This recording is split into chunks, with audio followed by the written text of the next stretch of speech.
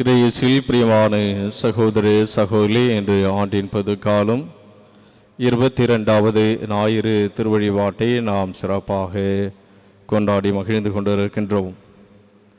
இன்றைய இறைவார்த்தை வழிபாடு நமக்கு கொடுக்கக்கூடிய அற்புதமான செய்தி அகத்தூய்மையே கிறிஸ்துவ வாழ்வு.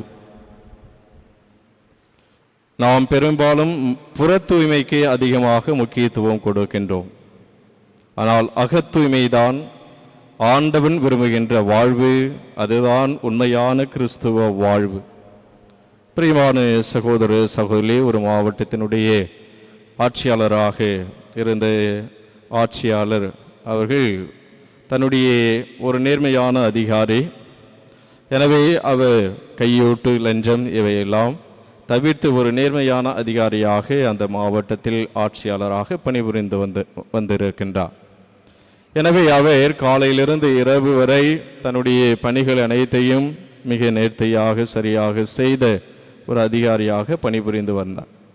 ஒரு நாள் அவர் இரவு 8 மணி தன்னுடைய பணிகளை எல்லாம் முடித்துவிட்டு தனக்கு கொடுக்கப்பட்ட அந்த அரசு வாகனத்தில் தனது இல்லத்திற்கு அவர் சென்று கொண்டிருக்கின்றார். அப்பொழுது இடியுடன் கூடிய மழை பெய்து கொண்டிருக்கின்றது. அப்பொழுது சாலை ஓரத்தில் ஒரு வயதான மூதாட்டி உதவிக்காக இவரிடத்தில் கையை நீட்டி அவரை அந்த வாகனத்தை நிறுத்துகின்றார்கள். அப்பொழுது அந்த ஆட்சியாளர் வாகனத்தை நிறுத்தி, உங்களுக்கு என்ன வேண்டும் என்று கேட்கின்றார். அப்பொழுது அந்த வயதான மூதாட்டி உடல்நலம் இல்லாத தன்னுடைய மகளை மருத்துவமனையில் சேர்க்க வேண்டும் என்று சொல்கின்றார்கள்.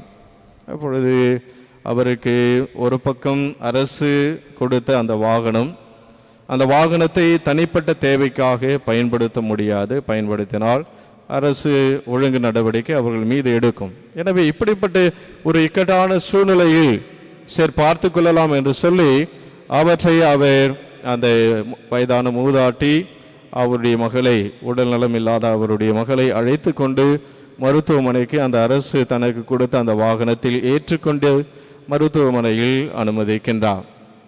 பிரியமான சகோதர சகோதரி, இந்த செய்தியை தன்னுடைய உயர் அதிகாரிக்கு இந்த வாகனத்தை நான் இந்த பணிக்காக பயன்படுத்தி விட்டேன். நமக்கு நன்றாக தெரியும், அரசு கொடுத்த அந்த ஒழுங்குமுறைப்படி நாம் வாகனத்தை நமது தனிப்பட்ட தேவைக்காக, குடும்ப தேவைக்காக, சொந்த தேவைக்காக பயன்படுத்த முடியாது. அது அலுவலர்களுக்கு மட்டும்தான் பயன்படுத்த, அரசு பணிகளுக்கு மட்டும்தான் பயன்படுத்த முடியும். எனவே ஒரு நேர்மையான அதிகாரியாக நான் இவ்வாறு செய்து விட்டேன் என்று தன்னை விட அந்த உயர் அதிகாரிக்கு இந்த செய்தியை சொல்கின்றார். அப்பொழுது அந்த உயர் அதிகாரி, நீங்கள் செய்தது சரி, அரசு இருப்பது மக்களுக்காக, மக்களுடைய நலனுக்காக, சட்டம் மக்களுக்கு நன்மை கொடுக்க வேண்டும், மக்களுடைய நலனில் அக்கறை கொண்டதாக இருக்க வேண்டும். எனவே இது பொதுவானது, மக்கள் நலம். எனவே மக்களுக்காக நீங்கள் செய்திருக்கின்றீர்கள், இது எந்த ஒரு தவறும் இல்லை, நீங்கள் அதை பற்றி கவலைப்பட வேண்டாம், நீங்கள் பயன்படுத்தியது சரியே என்று சொல்லி அந்த ஆட்சியாளரை அவர் திருப்பி அனுப்பி விடுகின்றார். பிரியமான சகோதர சகோதரிகளே, வழிகளை நாம் ஏற்றுக்கொள்வது அல்லது வழிகளை நாம் சில சமயத்தில் அனுபவிப்பது தான் அது உண்மையான மனித நேயம். பிறருடைய வழிகளை நாம் புரிந்து கொள்வதுதான் உண்மையான மனித நேயம். இன்றைய இறைவார்த்தை வழிபாடு சட்டங்களை பற்றியும், முறைமைகளை பற்றியும், நடைமுறைகளை பற்றியும் நாம் எடுத்துரைத்ததை வாசிக்க கேட்டோம். யூதர்கள், பழைய ஏற்பாட்டு இஸ்ராயல் மக்கள், புதிய ஏற்பாட்டு அந்த யூத மக்கள், அவருடைய வாழ்க்கை என்பது சட்டத்தை உள்ளடக்கியதாக இருந்தது. அவங்களுக்கு சட்டம்னா உயிர். ஏன் என்று சொன்னால், சீனாய் மலையில் யாவே கடவுளோடு மோசேஸ் செய்து கொண்ட உடன்படிக்கை. அப்ப அந்த உடன்படிக்கை செய்து கொண்ட பொழுது கடவுள் அந்த 10 கட்டளையை கடவுளே கொடுத்தார்.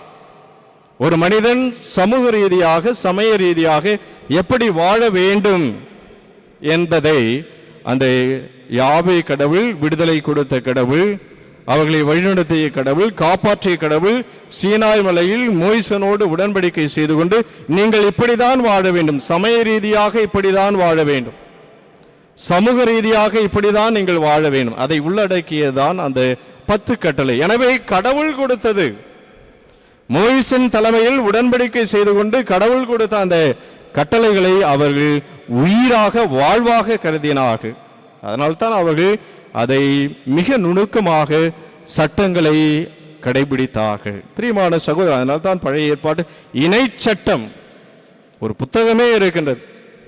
அந்த புத்தகம் எதை குறிக்கிறது என்றால், ஒரு யூதன் இஸ்ராயல் மக்கள் எப்படி வாழ வேண்டும் என்று நுணுக்கமான சட்டங்கள் நெறிமுறைகள் அங்கு கூறப்பட்டு இருக்கின்றது. எனவே அது எல்லளவு கூட அவர்கள் தவறாமல் கடைபிடித்து வாழ வேண்டும். அதைத்தான் இன்றைய இந்த முதல் வாசகம் இணை சட்டம். ஆனால் காலப்போக்கில் செல்ல செல்ல கடவுள் கொடுத்த அந்த கட்டளைக்குள் மனித எண்ணங்கள், மனித சிந்தனைகள் உட்புகுத்தப்பட்டு அங்கு கடவுளை மறக்கக்கூடிய ஒரு சூழ்நிலை உருவாகுவதைத்தான் இன்றைய நற்செய்தி வாசகத்தில் ஆண்டவர் இயேசு கிறிஸ்து மிக வன்மையாக கண்டிக்கின்றார். கடவுள் கொடுத்தது சட்டம், அது எப்படி வாழ வேண்டும். ஆனால் அவற்றுக்குள் மனித சட்டங்களும் மனித சிந்தனைகளும் மனித எண்ணங்களும் மனிதன் தன்னுடைய வசதிக்கு ஏற்றார் போல அவற்றை மாற்றிக்கொண்டதால் அங்கு உண்மையான இறைத்தன்மை, கடவுள் தன்மை, இறை மனித உறவு இல்லாத ஒரு சூழ்நிலை தான் இங்கு ஆண்டவர் இயேசு கிறிஸ்து கண்டிப்பதை நாம் பார்க்கின்றோம். பிரியமான சகோதர சகோதரி,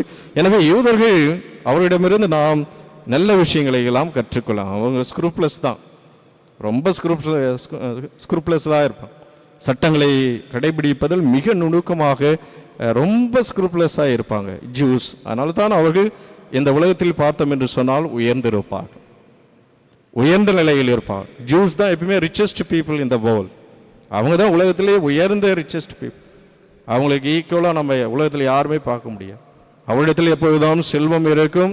ஏனென்று சொன்னால் அவர்கள் கடவுளால் தேர்ந்தெடுக்கப்பட்ட மக்கள் என்ற அந்த பெருமையோடு வாழக்கூடியவர்கள். தாங்கள் ஆசீர்வாதத்தின் மக்கள், கடவுளால் தேர்ந்தெடுக்கப்பட்ட மக்கள். எனவே ஆலயம், ஆண்டவன் என்று சொன்னாலே உயிரை கொடுப்பார்கள். நாம் என்ன பண்ணுவோம்? காம்ப்ரமைஸ் பண்ணி, கடவுள் தானே, பூசை தானே, அருட்சாதனங்கள் தானே, ஆலயம் இந்த ஞாயிற்றுக்கிழமை பூசை தானே, நம்ம நிறைய விஷயங்கள் என்ன பண்ணுவோம்? ஆன்மீக காரியங்கள், ஆண்டவன், கோவில், அருட்சாதன கொண்டாட்டங்களுக்கு, மற்ற உலக காரியங்களுக்கு நாம் முக்கியத்துவம் கொடுப்போம். ஆனால் யூதர்கள் அப்படி செய்ய மாட்டோம். கடவுள் தான் முக்கியம், ஆண்டவன் தான் முக்கியம், யாவே கடவுள் தான் முக்கியம், ஆன்மீகம் தான் முக்கியம். ஏனென்று சொன்னால் தங்களுக்கு வாழ்வை கொடுத்தவர் கடவுள், தங்களுக்கு விடுதலையை கொடுத்தவர் கடவுள், தங்களுடைய இக்கட்டான சூழ்நிலையெல்லாம் தங்களை கரம் பிடித்து வழிநடத்தியவர் கடவுள். எனவே அந்த கடவுளுக்கு தான் தங்களுடைய வாழ்க்கையில் முதலிடம். உலக காரியங்கள் எல்லாம் கடைசி, இரண்டாவது. அவங்க காம்ப்ரமைஸே பண்ணிக்க மாட்டாங்க, நாம தான் காம்ப்ரமைஸ் பண்ணிப்போம். நான் காது குத்திக்கு போனேன், கல்யாணத்துக்கு போனேன், இந்த சுப நிகழ்ச்சிக்கு போனேன், அதில் பூசைக்கு போக முடியல, அருட்சாதனை கொண்டாட்டங்கள், அருட்சாதனங்கள் இவற்றையெல்லாம் நாம் என்ன பண்ணுவோம்? காம்ப்ரமைஸ் பண்ணுவோம். உலக காரியங்களுக்கு தான் முதலிடம் கொடுக்கும். ஆனால் அவர்கள் அப்படி அல்ல. அதைத்தான் இணை சட்டம் மிக நுணுக்கமாக யூதர்கள் எப்படி வாழ வேண்டும், இஸ்ராயல் மக்கள் எப்படி வாழ வேண்டும். எனவே பிரியமான சகோதர சகோதரி, அவங்க ஸ்க்ரூப்லெஸ்ஸாக இருந்தாலும் நுணுக்கமாக கற்றாலும் அவர்களிடத்திலிருந்து நாம் இவற்றை கற்றுக்கொள்ள வேண்டும். என்னுடைய வாழ்க்கையில் கடவுளுக்கு முதலிடத்தை கொடுக்கக்கூடிய கத்தோலிக்க கிறிஸ்தவர்களாக வாழ வேண்டும். அருட்சாதனங்களுக்கும் அருட்சாதன கொண்டாட்டங்களுக்கு முதலிடம் கொடுக்கக்கூடிய கத்தோலிக்க கிறிஸ்தவர்களாக வாழ வேண்டும்.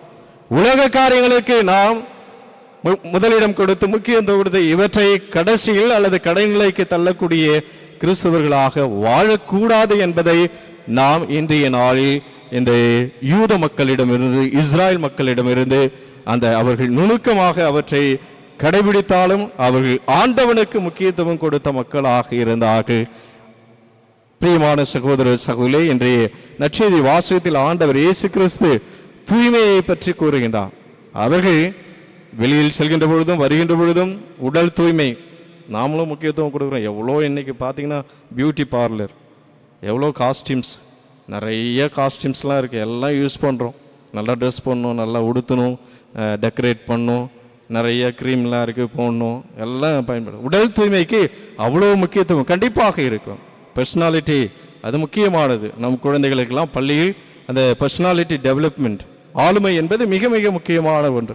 உடல் தூய்மை என்பது முக்கியமான ஒன்று, அது ஒழுக்கம் சார்ந்தது. ஆனால் அதோடு மட்டும் நின்றுவிடக்கூடாது.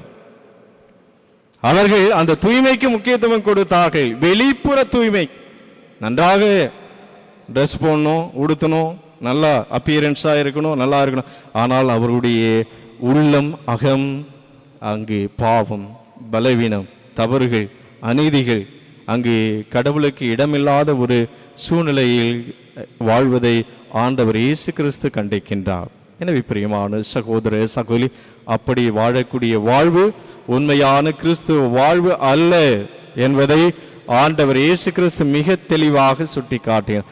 அகத்தூய்மையே உண்மையான தூய்மை. எனவே அந்த அகத்தூய்மையோடு வாழ்கின்ற பொழுதுதான் கடவுள் நம்மோடு அந்த இறை மனித உறவில் நாம் வாழ முடியும். எனவே அகத்தூய்மைக்கு முக்கியத்துவம் கொடுப்போம். அப்பொழுது கடவுள் நம் உள்ளத்திலும் இதயத்திலும் குடிகொள்வார்.